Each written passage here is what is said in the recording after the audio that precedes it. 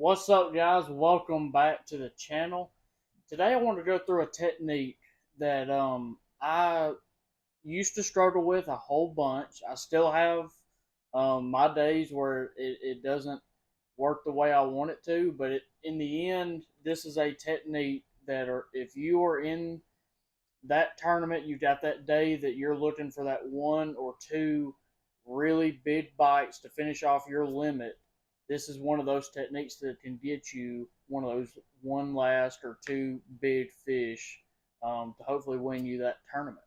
And it's punching heavy cover, punching matted grass. And I know a lot of people they call it flipping, and yes, in a sense, it is flipping, but to me, this is more. I separate punching from flipping or pitching. To me, flipping or pitching is pitching your bait over to a piece of cover, letting it fall, whatever, like flipping to a dock piling or to a bush or the edge of a grass mat. Physically punching is punching through that cover in through it to the bottom, and it's a whole different setup majority of the time.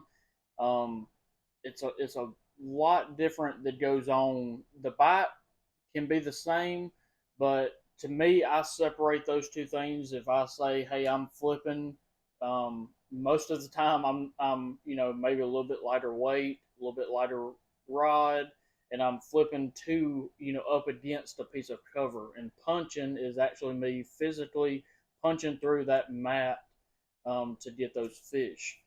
So to break this down, I'm going to go through just the baits, rod and reel, line, all of that stuff, and then I'll kind of go in on how I approach doing this. First off, the rod that I use is a 7'6" Dobyns, and this is actually a Champion Series, but it's their flipping rod, and it's a like I said, 7'6", heavy flip, fast action. This is not. So let me back up. Back in the day, a lot of people that did punch maps, they would always use these ginormous, up to 8 foot, just broomsticks of a rod. And I grew up, my dad flipped and punched all the time. And he had a 7-11 and an 8 foot flipping stick that he used to punch mats. And so I had to learn how to punch mats with, an 8 foot rod. And it's just not comfortable for me. I'm not a tall guy, and it's just really cumbersome, for me to fish with an 8 foot rod all day long. So I found that the 7'6" for me was really comfortable to flip and pitch and punch all day long, and so that's just what I'd go with. You might be a taller guy and you might like the feel of a 7, 10 to an 8 foot rod. That's completely up to you. What I will say is I do not care for the broomstick of rod. And what I mean is like a rod that's just super stiff all the way throughout that rod. That to me is no good because you're going to be using a straight shank hook for this technique. Okay? And once you set the hook into those fish, you believe it or not, you need a little bit of give in that rod to keep that hook pegged. Because if you have a too stiff of a rod and you have them on that straight shank hook, that really, really stiff rod won't allow that fish to fight and keep tension on that hook the whole time. And majority of the time, you will lose those fish. Trust me, I've tried it, and it doesn't work out. So this rod, believe it or not, it's a more parabolic bend, almost like a crankbait rod would be, but it's a heck of a lot, a lot stiffer and a lot stronger. But this rod just allows me that when I hit those fish, I've got a little bit of play there to keep that hook pegged, but I've still got that power to get those fish up out of that cover. like I said, this technique you're going to be punching through the thickest, just those thick grass mats or reeds or whatever it is that you're punching through. So you're going to need at least a heavy, if not extra heavy, but make sure that rod has more of a parabolic bend to it. That way you don't give that fish slack and you can get those fish in the boat. Going with my reel setup, I'm back and forth on sizes of my reels. Sometimes I like that 70 size just because I've got smaller hands and it's easier for me one-handed to pitch that bait. Other times I'll go with this is actually a 200 size reel, and I have this one set up right now because I've actually got mono, and I'll get into that here in just a minute on my line choice. Baits. This is one of those deals that picking your bait is very, very important. And you can see right here, this is the one I was using most recently. And it's just a beaver style bait. It's actually by Net Bait. It's their bee bug. But you can see it's really, really slim. There's nothing sticking out of the sides that's going to catch going through that mat. That's what you want when you're punching through heavy cover. You don't want anything, like a lizard or something, a crazy creature bait that's got a bunch of appendages and real long ribbon tails. You don't want any of that, because that's all that's going to do is hinder that bait from going through that mat. So I always select something. Majority of the time I use a beaver style bait. Even a stick bait works, but you want something that's just going to slide through that mat the easiest, so that you're not stuck getting hung up all the time. And of course, a straight shank flipping hook, and you just pair up your size flipping hook with whatever size bait that you're using. This is actually a 4/0 straight shank that I've got right here. The only other thing I'll tell you is when you're selecting your weights, make sure that it's this bullet style weight, something like this right here. You don't want, an edge shaped or anything like that. Again, you want it to be slim and be able to slide through that mat the easiest. They even have the worm weights that are actually thinner than the bullet style weights are, but once you get into heavier size worm weights, they start getting longer and longer and longer. So I usually just go with the traditional bullet style weights. And I always use tungsten, because tungsten is always going to be smaller than your lead weights. Most of the time I go with black. I've never really ventured out and tried other colors. I've always just fished black. That's just what my confidence is, and that's what I do. The weight size, I'll get into that once we start talking about how I approach and actually fish this, but your weight size is really going to be important on what cover you're fishing, but I'll get into that here in just a little bit. Line size, line, the types of line and line size that I use for this technique is probably a lot different than what you see most guys that punch mats. I know 90% of the guys now punch mats with braided line. And yes, I'm a huge fan of that. I've caught many, many fish on braid, but I will tell you that when you go to that body of water and there's a whole lot of people that are punching mats and it's getting harder and harder to generate a bite, I throw mono. And, it's clear. Those fish can't see it. And I honestly feel like I'd get, not a whole lot more bites, but I'm able to go and fish behind people, and maybe I pick up one or two fish to help me out through the day. I'm not saying this is like a magical thing and you're going to get 30 more bites. No, that's not the case. But I do believe that in certain situations, it does help me get just a few more bites than the next guy. Now, if you're out there punching and you're in, muddy water or really, really stained water, it doesn't matter. I'm going to throw braid 100% of the time. The only time, like I said, if you've got, a little bit clearer water and you feel like there's a whole lot of people that are doing the same technique as you and you want to generate just a few more bites, I would go with mono. And I always go with 30-pound mono when I do throw it. So I have no problems of breaking. It's super strong. Yes, it's got some stretch, but I've never had a problem losing fish that I felt like I should have gotten in the boat.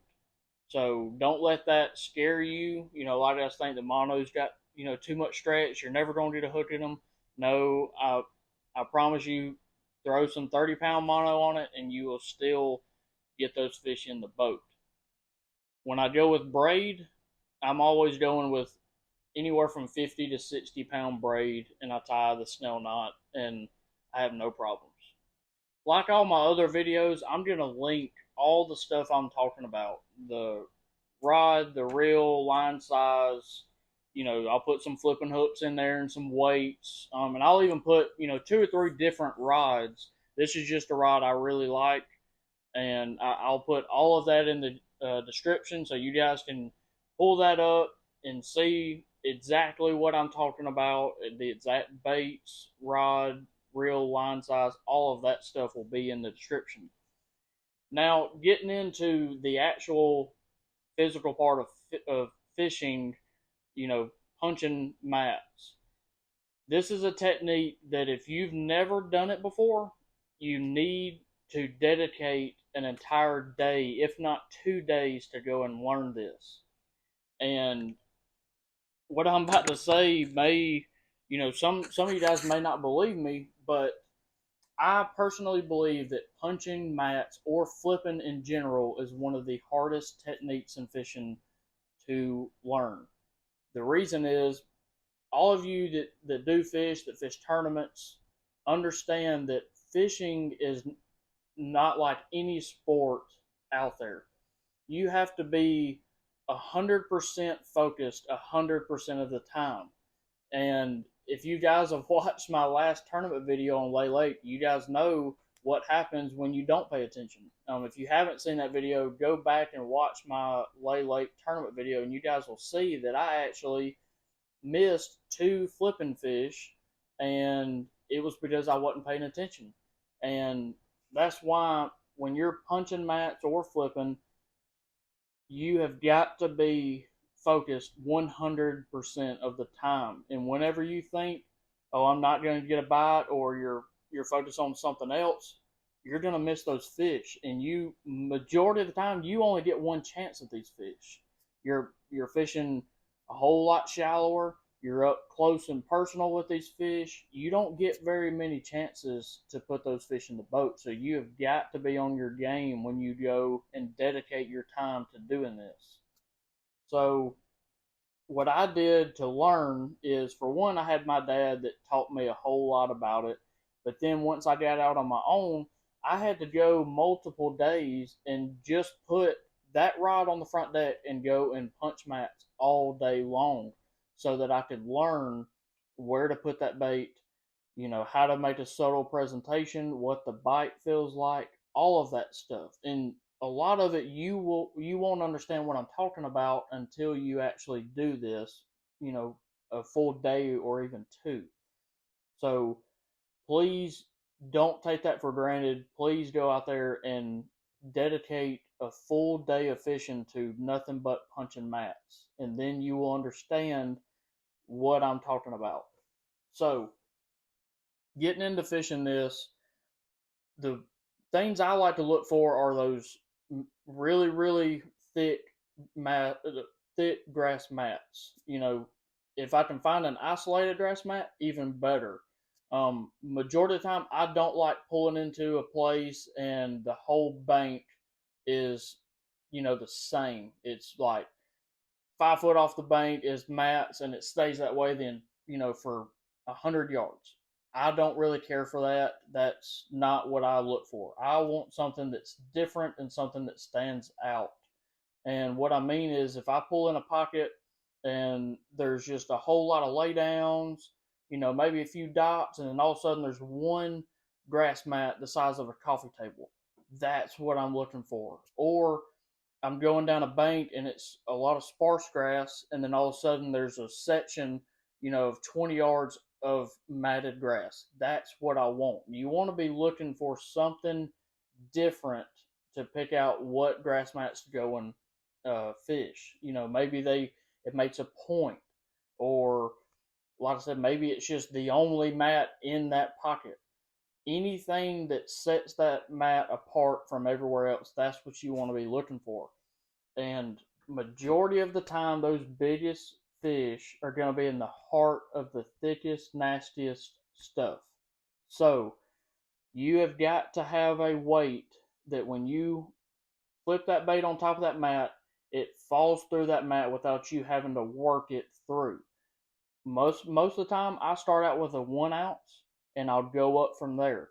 Sometimes a 1 ounce gets through that mat, with no problem, and I don't have to, hassle with it. But if I'm flipping my bait on top of that mat and I'm having to shake it and work it and try to get it in there, that's no good. You're wasting a whole bunch of time and you're ruining your presentation to catch those fish. So I'm going to go up 1.25 ounces, 1.5 ounces until I can get that bait to hit that mat and fall right through without me working that bait.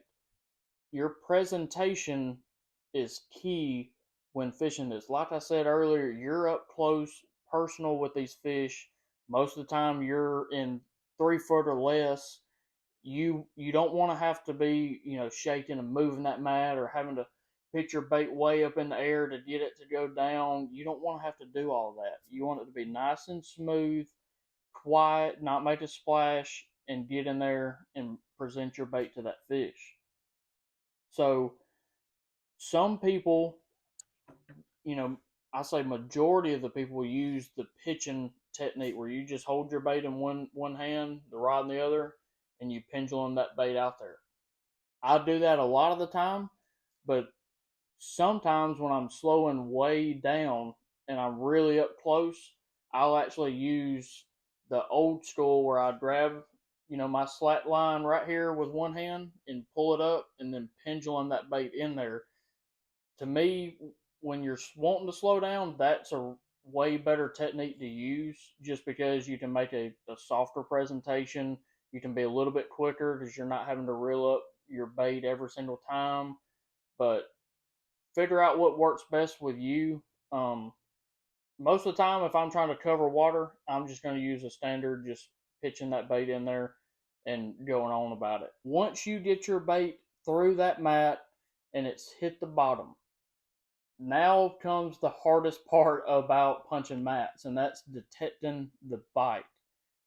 This is why I'm telling y'all that y'all need to go out there and dedicate a full day of this so you understand how that bite is going to be. And it changes, throughout the day to day. Every bite might be different. Majority of the time, you can figure out, hey, they're doing this, and that's the bite, and you can roll with it. But sometimes I've had it to where in the morning time they're biting one way, and then the rest of the day they're doing something else for me to detect that, hey, that's a bite. Now, I would love to tell y'all that, hey, every time you flip in there, it's going to feel like a freight train, and that's not the case. Majority of the time, when you flip in there, you won't feel anything at all. And what I can say to make you understand and detect bites is know how that bait feels when you hold your rod. And the way that I've done this is whatever bait that I'm throwing for that day, I'll take it out there and I'll flip just in open water, and I'll spool that bait with my hand until I get comfortable and know the weight and the feel of that weight in my hand with holding that rod. And the reason why you want to do this is because if you flip in there and you're thumbing that bait down, or let free spooling it, however you're doing it for that day, when it hits the bottom and you go to pick up, you want to know that, hey, that's just my bait, or hey, that feels a little bit heavier than it's supposed to be. Or you pick up and it's like, hey, my bait feels like it's not even there. Those are bites. So you want to be in tune with how heavy your bait feels at all times. Because, one of those fish that I missed at Lay Lake, I actually had flipped in that mat, and it had been there for a longer than normal. I was actually having to work that bait really, really slow, and I didn't feel anything at all. All I did was when I went to lift that bait up out of that mat, that fish went the other direction, and that fish was holding that bait the whole entire time, and I never felt anything at all. That's gonna happen to you, and you're gonna miss fish, but it's okay. You've got to miss them to learn that, hey, those were bites. Other times, you may flip in that mat and it never hit the bottom. So the other thing to pay attention to is what depth of water you're in.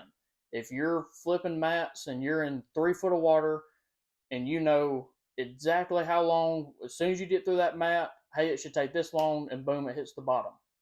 Okay, well, if you keep going and it's same time for that bait to hit the bottom every single time, and then all of a sudden you flip in there and it takes a little bit longer to hit the bottom, or it took half as long to hit the bottom, that's a fish.